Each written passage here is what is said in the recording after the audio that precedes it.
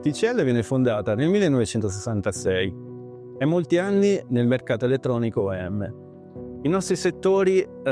spaziano dall'oil and gas al navale, energy, e una nostra specializzazione sono gli ambienti difficili, come latex. Tutte le nostre produzioni richiedono fasi di finitura molto accurate, controlli specialistici e necessitano quindi di personale molto attento al dettaglio, specializzazione e esperienza. A seguito dell'entrata in produzione del nostro dispositivo SpinCap,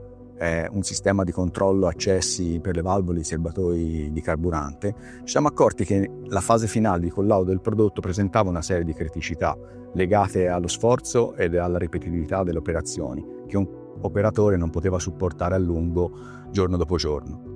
A questo si aggiungeva il problema che con l'affaticamento il livello di attenzione sul controllo non poteva essere mantenuto con potenziali successivi livelli di conformità del prodotto stesso. Abbiamo quindi pensato di dotarci di un braccio collaborativo per eseguire una serie di operazioni nella fase finale di collaudo in modo puntuale, mantenendo così costanza e ripetibilità nelle operazioni. Il tutto parte popolando un carrello sul quale mettiamo vari dispositivi, portiamo il carrello presso la stazione di collaudo del Cobot, il quale esegue tutto quel flusso di test finale del dispositivo che prevede varie fasi, tra cui ad esempio il risveglio dell'oggetto stesso che è dormiente fino a quel momento, e quindi vedremo il Cobot che scuote l'oggetto per risvegliarlo, e poi tutta una serie di fasi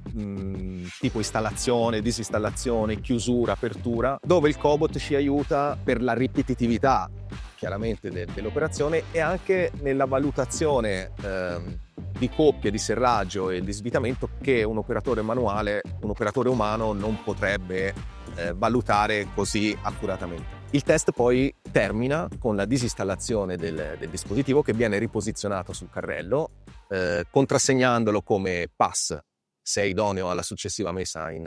vendita in commercio, oppure fail se si rende necessario un'ulteriore indagine da parte di un nostro operatore. E l'introduzione di questo sistema che è stato sviluppato dal nostro ufficio programmazione software per integrarlo con le funzioni operative ha ampiamente rispettato le aspettative del prodotto, sia per quanto riguarda la ripetibilità e la continuità delle operazioni di collaudo e soprattutto anche per quanto riguarda l'eventuale guasti che possono venire fuori nella fase finale del collaudo. A livello umano e come risorse umane le persone sono rimaste entusiaste perché l'operatore è alleggerito da questa attività e può essere impiegato in un'attività con più valore aggiunto da parte della produzione. Stiamo attualmente sviluppando nuovi prodotti nel settore energy che